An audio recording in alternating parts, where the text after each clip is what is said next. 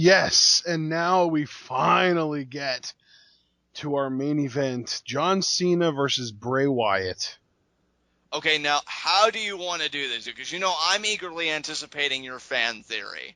So, do you want to just discuss this match and all of that fallout, discuss everything else, and then I guess to kind of close you go into it? Or how do you want to approach this? Oh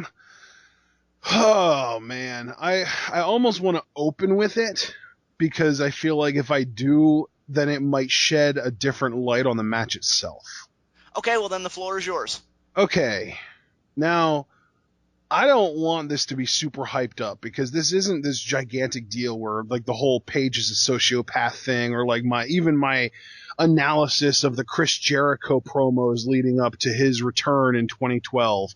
I don't want this to be this big built up thing because it's a really simple fan theory, but to me it makes a big difference between being miserable watching the product and actually enjoying it. So, here it is. The WWE is doing everything in their power to make John Cena the heel in this program against Brock Lesnar. And I'm not trying to say that he's going to do a full-on heel turn where he starts, punting babies and punching fat girls rather than kissing and hugging the two respective parties that I just mentioned. But I think that they are genuinely putting effort into making people boo John Cena. And the kids that see him as an idol aren't going to change because they're still horrified of Brock Lesnar. But the WWE is doing everything in their power to make Brock Lesnar this badass, cool, psycho killing machine that people just want to see destroy other people, and make John Cena into this douchebag, smarmy, burying young talent jerk that everyone wants to see get killed by the killer. And if you kind of can reconcile in your brain that the WWE is doing this all on purpose, it makes this main event so much better because it takes it from John Cena is the worst human being on the planet. I can't believe that he would let this happen, to, oh my God, John Cena is the worst human being on the planet. I can't wait to see Brock Lesnar destroy him again. Yeah, I mean, I'm right there with you. I cannot wait to see Brock Lesnar beat John Cena's ass And at the Night of whole time we're Champions. just going to be like, this is for Bray Wyatt. This is for Luke Harper. This is for Eric Rowan. This is what you get, John, when you screw with the young up and coming talent. And it's just like, it doesn't make any sense in actual reality, but to me, just that helps me to reconcile it in my brain and make it seem more acceptable, more digestible to me. Well, see, here's the thing, Ashton, and here is how I processed it, and here is how I dealt with it. Because I'll be honest with you, I'll be perfectly transparent with everybody. Before you and I kind of talked it out and hashed it out, and my gears were turning independently, and I was thinking about this, I was ready to talk about how I hate the John Cena, pretty much no sells anything, how I hate how he's just a very static character, doesn't even really seem to have any kind of progression. But I was thinking about the structure of this match with Bray Wyatt, and to kind of talk about it a little bit, he really was. I mean, commentary even noted he was really dominating Bray Wyatt. He was replicating Lesnar's offense with the German suplexes. He was doing takedowns. I mean, Ashton here even joked that he loves that Cena now thinks of himself as a suplex machine and this MMA specialist. And he was running roughshod over him. Yeah, And it's like I said in our little discussion. He thinks that he absorbed Lesnar's powers through mitosis. which I just lost it, and I'm so glad I've been able to keep it together through this review. Otherwise, it would have never gotten done, and you all would have hated me for it, rightfully so. But the thing is, actually, like, he lost, and he got dominated, and you can see here, and I don't think it's a bad thing for me to say. I mean, I think I've said a lot worse about Cena, but he really does come off here when you think about the fact that he lost, when you think about the fact that he's trying to bounce back, and he chooses this way to do it. I don't think it's much of a stretch to say that for me, and I think for everybody else that you just mentioned, that demo, that if WWE is trying to actively turn them against Cena, Cena comes off as a real prick here. doing this kind of stuff Exactly. to just And try and here's send a the message. thing, dude. Can we just take a minute to observe the fact that John Cena has done what he's always preached against? He's always been that guy who says, you know, that guy's a bad guy and he did bad things. And if I would ever do those things, it would be sinking to his level and I would never want to be caught dead doing those things. John Cena sunk to Brock Lesnar's level tonight. Right. No one is acknowledging this. John Cena had actual character progression tonight by stooping to Brock Lesnar's level, by doing this whole I'm going to dominate you and not even give you a chance to breathe thing during the match that Brock did. It's almost as if John took his match with Brock as an opportunity to learn from Brock, and he applied it in his match with Wyatt here tonight. And you know what, dude? It almost makes me think, and I don't want to give WWE too much credit, and like you said about your fan theory, it's very simple, and it's just merely a mechanism right now to just get you through this program and to really enjoy the product. It almost makes me think maybe we jumped the gun a little bit and thought that when Cena said you're going to see a John Cena that I'm not proud of, that he was talking exclusively about SummerSlam. Well, maybe now we're really seeing it. Exactly. Maybe now he did wake up and say, you know what, now it is time to put the boy to bed and to get the job done. Yep. And it's one of those things. Have you ever seen Monsters, Inc.? You know what? I don't think I've seen the movie in full, but I have seen clips. I know the basic. Okay. It just reminds me of one of the scenes from Monsters, Inc. where Sully is doing this whole scare thing and he gets asked to demonstrate how to scare a kid properly. And the little girl that he is like really quite fond of is kind of hiding near the bed, and he doesn't see her, and he unleashes this huge scream, this big scary growl at the automatic, like the animatronic kid that judges how good your scares are. And it's a really good scare, and everyone's clapping and they're just like, good job. And then this cute little girl, Boo, comes out from her hiding spot and she's crying her eyes out and she's horrified. And then it's like Sully sees himself on the video monitors and he sees how much of a monster he was in that moment.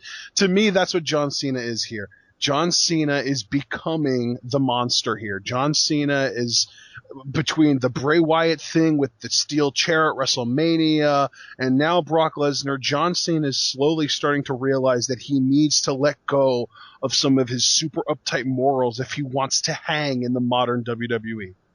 And I think, first of all, kudos to you for bringing it back to the steel chair, because I didn't even think about that, so big ups to you there. And the second thing, if WWE, and this is why I love the discussions that we have, because it takes what I don't even know what I think WWE considers most of the time, and it kind of reframes the whole thing in a different context, where maybe it could be more appreciated or have more depth than it originally would have. And two things I want to note here. JBL has often said, in fact, it's one of the few lines that he spouts that I really like. He says, winning cures everything. Well, right now we're seeing John Cena in a state of sickness. He lost the championship to a guy who he said, came right out, did not mince words, said did not deserve to be the WWE World Heavyweight Champion. Yep. Said that I would not lose to Brock Lesnar. I am beatable. But it won't be on that night, and it won't be to Brock Lesnar. Makes all of these grand stands. Says everything, but I guarantee I'm going to beat Brock Lesnar, because I want to note he never went that far, which is usually kind of a tell for a babyface. But, you know, it makes all these grand stands. Gets dominated. Gets absolutely dominated, and now he has this shift. So the question is, he's becoming more of a monster, as you noted, Ashton. But I think the even bigger overall commentary, which I was really hoping we'd get from WWE when he first lost to The Rock, is even when a man accesses the darkest parts of himself and he still loses, because I don't expect him to win at Night of Champions. I don't think you do either. I don't think anybody does. No. There are plenty of people who are so up their own asses that they think LOL Cena wins and he's going to get the title back at Night of Champions. Well, I'm not one. I know you're not either, so I guess I'll just talk to you for the time being. Yeah. And you know, we don't think he's going to win Night of Champions. So then what does he do? Because he pretty much sold his own soul in that sense that I'm going to loosen up on my morals, as you said, Ashton. I'm going to take more of those liberties because I love this. And I realize I am getting up there. My body is going to wear down, but I'm not ready to say that my dynasty has concluded. Yeah. And yet, even when you do that, you still come up against a force that is greater than you. I mean, you pulled a Monsters, Inc. reference. I want to pull a DBZ reference real quick. It's kind of like the Cell Saga to me, when Vegeta does all that training in the hyperbolic time chamber, and he's at his strongest point. This is as strong as he's going to get in that time, and he is so proud of it. He is kicking Semi-Cell, like in his second form. He is kicking his ass from pillar to post. Piccolo even notes you could have beat him 100 times over by now. But he gets cocky. He gets arrogant. He allows him to achieve his perfect form, and then what happens? He gets his ass beat to the point where if you think about it, that's kind of more. It really does kind of apply to Cena Lesnar, because the whole idea that he allowed him to reach his perfect form. That's kind of the whole thing with Lesnar recovering from diverticulitis. Right. You know, see, and the thing is, Vegeta pulled one rabbit left out of the hat. That was his big final flat. One of my favorite scenes in D, because just everything. But again, that could be a whole separate commentary. But anyway, he nails it, right? He nails it. And Cell loses the arm, and he's so proud of himself. He's laughing about it. He thinks he's won. Cell regenerates the arm. And Vegeta, he doesn't know what to do. So he's just like, no! And he just starts nailing all these random key but it's not enough. And he gets beat. He gets beat bad. And to the point where, when it's all over, and Goku's son steps up and he does the job, he says, what does that make me? I'm no warrior, and I will never fight again. So it makes me wonder, if Cena loses again, when he knows he has to win, I don't care what kind of babyface, what kind of character John Cena is, you're almost forced to look into yourself at that point and ask, what am I now? Where do I go from here? And I will say this right now. If John Cena, and again, I fully anticipate him to, if he loses at Night of Champions, I think his road to WrestleMania, for me personally, in that moment, becomes one of the more interesting ones, if not the most interesting for me personally. Because you really do have to wonder where he goes from there. Yeah, I feel like so much of John Cena's identity is tied up in him being the champion. The champ is here. That whole idea. And if he cannot, and it's not that he's not trying, because there have been plenty of times where he lost the title and then he stopped trying to get the title for a while because he got sidetracked by someone. Even if you want to go as recently as the Wyatts, he wasn't going after the title because he wanted to deal with the Wyatts first. But how often have we seen John Cena genuinely try to get that title and just flat out be unable to capture it? Right, and to build on your point, Ashton, he's never just been the champion in the literal sense of lugging around the gold. They call John Cena, especially in the program with Brian, it's kind of been his thing recently, the measuring stick. Yeah. You beat John Cena, you do something. You've accomplished something that's nothing to scoff at. So when a guy like Lesnar strolls into your territory and says, it's mine now, and he humiliates you, not once but twice, because I'll say this right now. And I love, too, that they really put emphasis in the build-up to SummerSlam on Cena talking about how all he cares about is himself. Because they made it seem like a turf war almost. Like John Cena was trying to defend the WWE's honor in his mind because Brock Lesnar doesn't have that honor. Right. And I will say this right now. I would normally reserve a commentary like this for when we do preview and predictions, but I would pretty much replicate, maybe even make it more of a dominant performance from Lesnar at Night of Champions. I mean, maybe you almost have to have Cena be more on the offensive because of the sacrifices he's making of his own moral character, and maybe that would make it more effective in the long run. But either do that and make Cena look really desperate, or if he's going to cling to his morals, have him get dominated again. One or the other for me. And, yeah, it's going to force him to question, where do I go from here? And I think that is going to make Cena, at least for me, just a little bit more compelling. But I'm even tentative about that investment because we know WWE and Cena. But this is definitely the most interested in him I've been in really quite some time. So. There you go, dude. I'm telling you, this whole angle, I think, is it's really weird because a lot of people most wrestling fans are just crapping all over this main event segment. And I'm not even just talking about like the obnoxious people who leave hateful YouTube comments on a regular basis.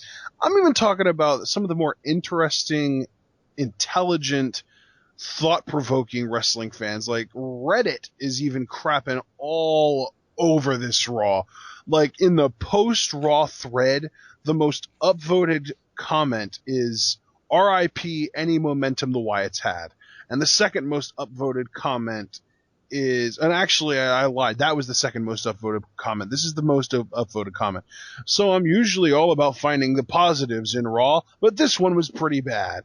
That, to me, it's like, holy crap, if Reddit is even crapping all over this Raw, either WWE did something wrong or they did something really right. And in my opinion, it's because they did something really right, because this whole thing, I genuinely am beginning to think they are trying to turn Brock into this cool, badass anti-hero that I don't care if you want to cheer for him or you want to boo him, you are going to pay money to see him fight. Can I ask you just one more question, Ashton, before we jump off from this discussion? Yeah, sure. I wanted to ask, because I've heard about it, and again, I doubt it. I don't even want to put any stock in it, but we talk about everything else, so I might as well talk about it here. Do you think that John Cena becoming more of a monster and not really knowing what his road to WrestleMania is going to be if the championship is out, do you think Hulk Hogan's going to find some way into this, being the cheerleader of John Cena? He's been saying if he was to have one more match, he wants it to be against Cena. Do you see Hulk Hogan fitting anywhere in there? I don't care if you're Hulk Hogan or Hacksaw Jim Duggan. If you ever want to have another match again, of course you want it to be against John Cena. I don't think Hogan's going to get involved. And you know what? If he does, so be it. I don't really care at this point. I really do not give a crap. Right. It's just one of those things where, to me, the story that's being told is John Cena slowly starting to slip into that realization that he's just not up to snuff anymore. Right. It's almost like, I mean, not to the same degree, but it really does almost make me think about the early beginnings of the Punk Jericho feud, when Jericho was just like, I have to be, you've come in and you called yourself the best in the world, but I'm the best in the world at what I do. And you'd look at Jericho's eyes and you see these old, tired eyes, but I think you'd also see somebody with something that he felt like he had to prove. Like he had to beat Punk for that championship. Yeah. And I feel like Cena's going to be in that same territory, where just, whether it's Brock or whether it's somebody that John Cena just feels like is out to take his mantle, and maybe that would be Roman Reigns down the road, he just has to win because he can't imagine waking up and not having that. And I hope that's the narrative WWE is going with, because damn, that would make this whole past decade so worthwhile for me to see that kind of payoff. John Cena in that kind of storyline. So it's, if the WWE kind of embraces this idea that John Cena is falling from grace, this could be one of the, like you said of the past decade, I will agree with you. This could be one of the best storylines of the past decade. Yeah, I certainly agree with that, but what I'm saying is just like the booking of John Cena in general and all the hatred and everything people would heap on him for the past 10 years has a payoff like this. It'll be something that we talk about, and you know what? It may even be something. And here's the beautiful thing. He doesn't even need to actually turn heel. This isn't a full-blown heel turn, because like I said, Batista made the joke that he's always going around kissing babies and hugging fat girls. He's not going to go to punting babies and punching fat girls. It's not like he's going to do a full 180 and start insulting the crowd and, the Miz heel tactic kind of stuff.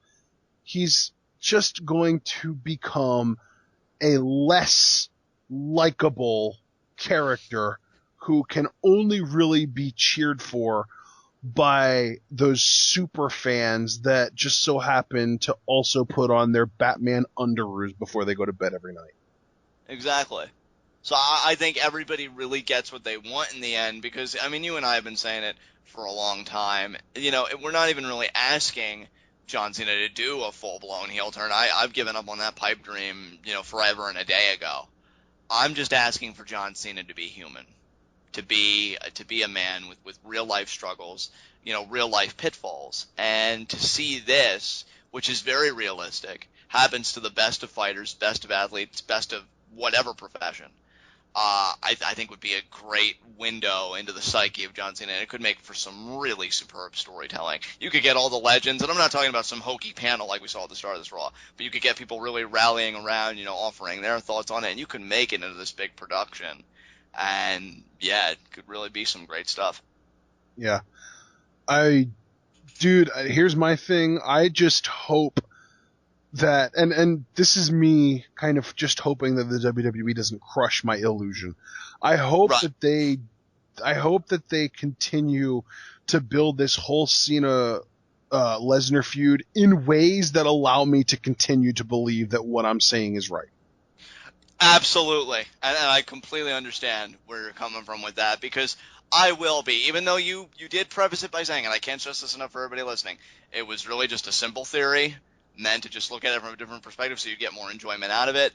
But I will confess, I will be really disheartened after this discussion that we've had if, like, say the next week we see something that's just like, well, even if he loses, it looks like it's just going to be status quo because there's such potential here. And, it's funny, I mentioned Hulk Hogan earlier, but even he's saying, like, he still believes that some kind of turn or something's going to come for Cena because he believes he's at that point in his career. And I Yeah. just can't help but the nagging feeling that Hogan, even if it's not a match, which again, I don't Oh, even and think by it's the going way, to happen. John, Yeah. there are a lot of kind of tropes in the wrestling world. What is one trope that, and I really shouldn't play this game with you because you never guess the one that I'm thinking, even though you always guess correct answers. It's just never the one that I'm thinking. What is one trope that every wrestler always says when somebody asks, "Hey, when are you going to have one more match?" Oh, you know what? I don't even want to drag this out. What do they say? Because this is one Never, I just never kind of. say never. It's always never say never, Yes, that's right? right. Say never, yeah. John Cena had an interview recently, and he said something about how he is never going to turn heel. To me, that's a sign that it's inevitable. I mean, never. I mean, that's the strongest word you can use, and yeah, you never. And that's the thing. Never say never is a long tested wrestling. I say trope, but it really is. It's like an idiosyncrasy at this point of the wrestling world. Any question that gets asked of you that might draw a somewhat controversial answer, never say never. Never say never. And even like the more higher up, really well-known, well-established wrestlers like Austin and Rock say stuff, and even Hogan has said stuff like "never say never" when it comes to when's your next match going to be. Never say never. Someone asked John Cena about turning heels. Cena says never. He said never. You don't say never in wrestling, and he knows that. And to me, the fact that he said never means the exact opposite of never. It means very, very soon. And like I said, I don't think he's going to be a full-on heel turn. I just think that he's going to turn into a very easy-to-hate person. Dude, I just think I'm sorry. Like I picked up everything you're laying down, don't get me wrong, but I just couldn't help but just keep thinking about what you were saying earlier when you brought it all the way back to this past WrestleMania and John Cena almost using that chair and just being very aggressive against Bray Yep. throughout. Because you know what? I thought it was weird that he did that, but then a month later at Extreme Rules, he had what seemed like a perfectly normal match. And then the Last Man Standing match, well, I guess there is no such thing as normal because everything is allowed. But to just kind of drop that Cena was off that night, and not just any night, but WrestleMania. If they could bring it back to that and show that it was a slow, like a real, you said slow burn about Dean Ambrose and Rollins, well, it would just be that slow burn kind of descent into the darkness, into, I won't go as far as say madness, but again, as you said, just becoming a less likable person. I think that would be awesome. I, Yeah. I really hope you're right on the money with this. I really do. Oh, so do I. Oh, because again, like if it is he instantly, and I'm sorry because everybody knows the guys that I love and don't love and all that jazz, but I'm sorry, he does this for me. He has the most interesting WrestleMania arc, and I say that full well knowing that Ambrose, Rollins, and Reigns are a thing. So yeah, There you go, guys. There's my fan theory. Take with it what you will.